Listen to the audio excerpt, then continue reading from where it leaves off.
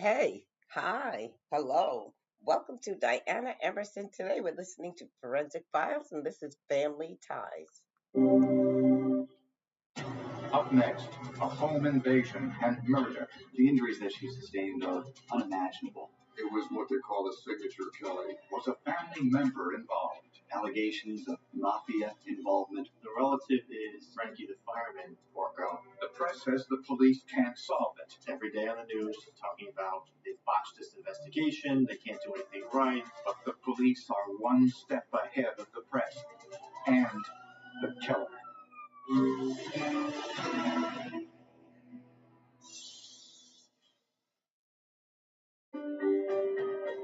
Working for the Supreme Court of New York State is a prestigious job. For 52-year-old Peter Porco, a clerk for an appeals judge, it was the perfect way to end his legal career. Until one day, everything changed. It started off as any other day until Peter Porco didn't show up for work. People began to get worried because that wasn't like him. A court officer went to the Porco's home and immediately saw signs of trouble. He walked up to the front of the house, and in the door he saw a key by itself in the door lock. The door was ajar. He looks down and he sees on the cement steps some drops of blood. Inside was a bloodbath. He looked over to his right and he saw a body laying there, whom he recognized as Peter Porco. Peter Porco had been bludgeoned to death. It was a scene of shocking horror, something that most people who saw it find it difficult to talk about. Upstairs in the master bedroom was his wife Joan, who was still alive, but just barely. A 3-foot axe was next to her. Investigators could see her brain while they were trying to save her life. She was also hit with the axe along her arms. To give oxygen, they're supposed to put a bag over her mouth, and they couldn't figure out where her mouth was. Joan was rushed to the hospital, her life hanging in the balance. Blood spatter analysis showed that Joan Porco was struck 3 times in the head with the axe while sleeping. Peter Porco had been struck 16 times in the head. But why was Peter's body found downstairs? Apparently, sometime after the attack, Peter regained consciousness and started to go about his morning tasks. He had actually pulled on some clothes over the top of some wounds and began walking around the house. That's because the top part of Peter's brain, the neocortex, which controls higher functions like thought, language, and reasoning, was severely damaged in the attack. The autopsy revealed his paleocortex underneath was intact. This controls his primal instincts and second nature habits. This explains why he got up, went downstairs, made breakfast, performed the same tasks he did each and every morning, unaware he was mortally wounded. The blood evidence shows he even went out to get the morning newspaper, and that the front door locked behind him. He used the house key hidden in the flower pot to open it. Then lost consciousness due to blood loss and died. I am surprised that he was able to move around the residence as he did. Before Joan Porco went into surgery, an alert investigator who was also a friend of the family asked Joan a key question while she was still conscious. I said to her, "Can you hear me?" And she shook her head visibly up and down in the yes notion that she could. The officer asked her if she knew who attacked her. She shook her head again in the yes notion up and down. I asked her, "Did Christopher do this to you?" And she clearly again nodded her head up and down, yes. Christopher was her 21-year-old son.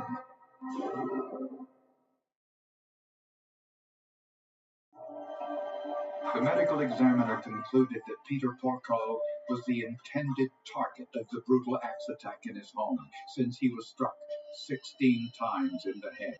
Joan was hit 3 times. Nothing was missing from the Porcos' home either, which pointed to only one conclusion. Leads them to believe that maybe this was someone who was angry with someone in the family, that there was something more to this. Peter and Joan Porco had two children. 23-year-old Jonathan was a lieutenant in the U.S. Navy serving on a nuclear submarine hundreds of miles away. 21-year-old Christopher attended the University of Rochester, a 3-hour drive away. Both had alibis for the night of the attack. But why did Joan Porco tell police her son Christopher was responsible? She said you were there. Don't know why she was there. She knows. I hope she does. I was not there. He was cooperating. He let them take a DNA sample. He let them look at his body to make sure that there weren't marks or signs of the struggle, like bruises. 3 weeks after the attack, Joan Porco regained consciousness. Everybody was very surprised. It was a miracle. She obviously had a strong will to live, and the doctors just did an amazing job. And Joan now told police that Christopher had nothing to do with the attack. She said, "It couldn't have been Christopher. Leave my son alone." Joan also made a public statement supporting her son. I am absolutely positive that my son was in no way involved in this heinous crime. I implore the district attorney's office to leave my son alone and to search for Peter's real killer. And the forensic evidence, or lack of it, corroborated Christopher's story. Investigators found nothing in Christopher's Jeep. The yellow Jeep was searched for blood and or bloody clothing, any type of blood transfer whatsoever, which would be indicative of the attack. There was no blood located in the vehicle whatsoever. Police also found no evidence that Christopher had been on the highway between his school and his home. There was no recording of his easy pass going through the tolls that night. Forensic analysts found no fingerprints or blood other than the victims on the axe. Then, police learned that Peter Porco had once received a death threat. It was from a man who lost custody of his children in a case before the New York State Supreme Court. The man had vowed revenge. The man told him he was going to get a gun, and he was going to come and kill the judge and Peter Porco. But that man had an alibi for the night of the murder. Then there was an anonymous letter sent to the local newspaper from someone claiming to be Peter Porco's killer. Peter Porco was not even a challenge. Once I got inside, I repeatedly hit him in the head and neck with a small axe I brought with me. I ignored all his pleading screams. Also, I beat Joan Porco, but unfortunately, she survived. The writer took credit for another local murder and warned he'd kill again. If you ever want to find me, you might want to stop going after easy suspects. Show me some respect I deserve. Catch me if you can. Police found no fingerprints on the letter, and they needed to find out who wrote it.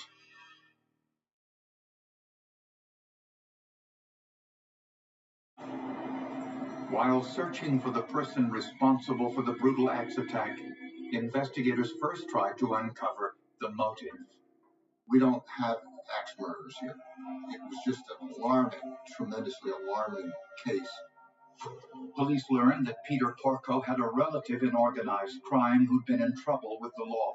The relative is Frank Porco, known as Frankie the Fireman Porco. Frankie Porco was serving time in federal prison for loan sharking. There were rumors that Frankie Porco would turn state's evidence and provide information in return for a lighter sentence. It was what they call a signature killing, that the mob would do. And it was the Fireman's Act because it was retaliation for Frankie the Fireman. But a background check on Frankie the Fireman cast doubt on this theory. He was in prison because he wasn't a snitch. He had been made offers to cooperate with the authorities to avoid prison. And he didn't, so he ended up in prison. Then investigators learned that Peter and Joan Porco had life insurance policies totaling $1 million. Investigators also learned that Christopher Porco asked for investment advice before the murder. Christopher had gone to a financial counselor and asked him to write up a portfolio for him. He told him he was receiving those dollars from a relative. And before his father's death, Christopher emailed him asking for all sorts of personal financial information. Yo, Pops, if I could have you and Mom's social security numbers and your New York State driver's license numbers, I need them for paperwork related to financial info for next semester. Hope you're having a good day. Love, Chris. Then, investigators checked the code numbers used to deactivate the Porco's home security system on the night of the attack. The security system's computer showed that whoever deactivated the alarm and presumably cut the phone lines was someone known by the family. The alarm had been disarmed at approximately 2 o'clock in the morning. So this was the master code that was used, which was the code the family had, as well as possibly one or two other people. So despite Joan Porco's claim that her son Christopher wasn't responsible for the attack, investigators took a fresh look at where he was on the night of the crime. Christopher claimed he was in his dorm room 220 miles away. Investigators obtained security video from the University of Rochester campus and from all the major highways and toll booths in between the Porco's home and the campus. They screened all of it, looking for Christopher's yellow Jeep. The average person is videotaped 18 to 22 times a day. So there's a tremendous amount of media that's available to law enforcement. At 10:30 p.m., they saw a yellow Jeep leaving the university campus. The security alarm at the Porco's home was deactivated a little more than 3.5 hours later at 2:14 a.m. The Porco's phone line was cut at 4:59 a.m. and the same yellow Jeep returned to the campus 3.5 hours later at 8:30 in the morning. The timeline fit perfectly. But was this Christopher's Jeep? There are actually more yellow Jeeps than you might imagine. In the state of New York, there are thousands of yellow Jeeps. Video analyst James Kennedy ran the security camera images through a computer filter. So it's not like our filtering software all of a sudden makes this stuff appear. What it does, it provides us with, in some cases subtle, in some cases dramatic, clarifications. Kennedy found specific details on the Jeep, like mud on the passenger side door. The passenger side window had a torn parking sticker, and there was a political sticker on the back tire cover. Those were compared to photographs of Christopher's Jeep taken by police the day of the murder. We were able to conclude that it wasn't, in fact, the suspect's Jeep. Unfortunately, the photographic analysis couldn't identify who was driving. Was it Christopher or someone else?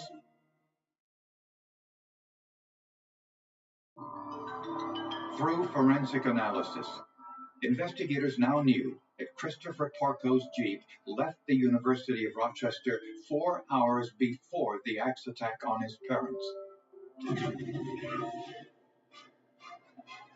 and returned to the campus 10 hours later. It was possible for him to get down to Albany, do what happened at the house, and then make it back up to the campus in the morning. For him to make it in that time, he would have had to use the New York State Thruway. But investigators had no proof that Christopher Porco's Jeep was on the Thruway that night, or if it was Christopher who was driving. There were no easy pass records of Christopher coming home that night.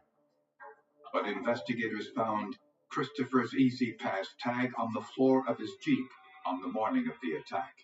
They tell me if you take it off the windshield and you get it down on the floor or put it away somewhere so it won't register. Was it possible Christopher paid the highway tolls with cash to avoid leaving a trail? I don't believe that those lanes are surveilled with video cameras. Investigators asked the toll collectors if they recalled seeing a yellow Jeep that night. One toll collector said she remembered a yellow Jeep driving through right before quitting time around 11 p.m., but she couldn't remember anything about the driver. When they hand you the ticket, it's stamped. It's got the time on it. Only a dozen cars went through that toll booth around that time. Investigators sent those 12 toll tickets to the forensic lab for testing.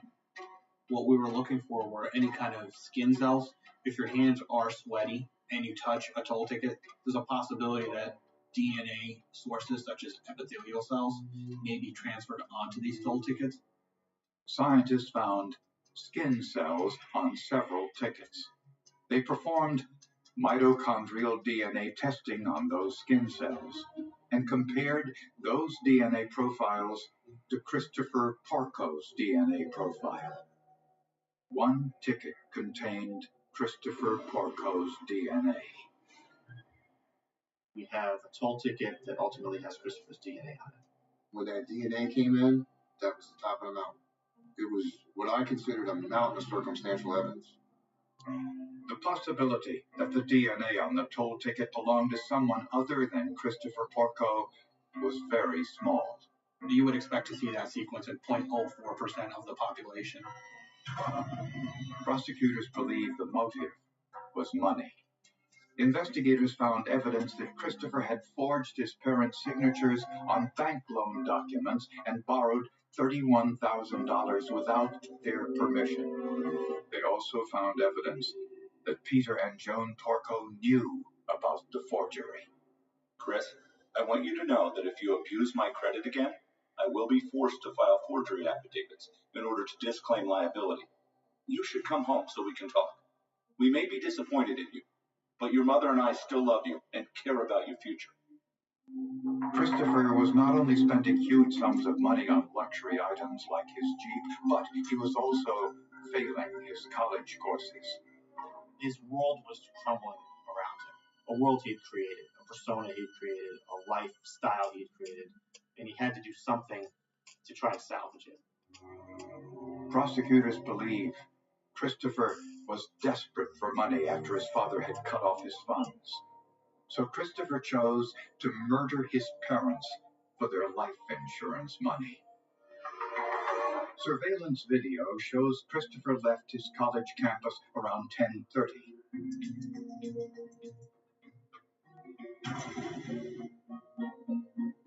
He removed the Easy Pass tag from his car because he knew this would leave a trail of his movements.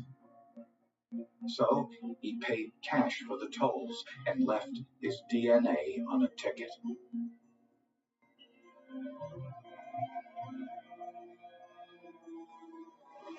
He entered his parents' home a little after 2 a.m. and deactivated the security system with a code known only to family members. Prosecutors say Christopher used an axe to attack his parents. He struck his father 16 times and his mother 3 times and left them both for dead. Christopher smashed the security system panel, thinking this would destroy the evidence that he used the master code. But that information was stored elsewhere. He cut the phone lines into the house at 4:59, then drove back to the campus in full view of the cameras at 8:30 a.m. Perhaps the most unsettling aspect of the case was that Peter Porco regained consciousness and walked through the house after the attack, even going outside for the morning paper before he died in the foyer. There still remain unanswered questions.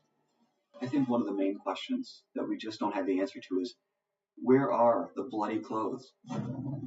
And why did Joan Porco implicate Christopher on the morning of the attack, but had no recollection of it following surgery. It's not uncommon when you have a head injury to lose memory in time surrounding the event. A year after the attack, Christopher Porco went on trial for the murder of his father and the attempted murder of his mother. With her face surgically repaired, Joan Porco stood by her son during the entire trial, steadfastly maintaining his innocence. It was going to take a lot to convince a jury, ultimately, that the kid in front of them could have taken an axe to his parents. But the evidence was simply overwhelming. The jury found Christopher Porco guilty, and he was sentenced to a minimum of 50 years in prison. We really wanted to find something that made him innocent, and that we could say that no, the prosecution's evidence just doesn't add up, it doesn't match up. He didn't do this to his parents, thank God, but we didn't find that. That's not how we found our verdict. To this day, his mother believes he's innocent. I spoke with her immediately after that verdict. She was stunned, shocked, and that's all she really had to say at that point. She hasn't really spoken with anyone since. I've never seen a case like this before this, and I hope to never see a case like this after this.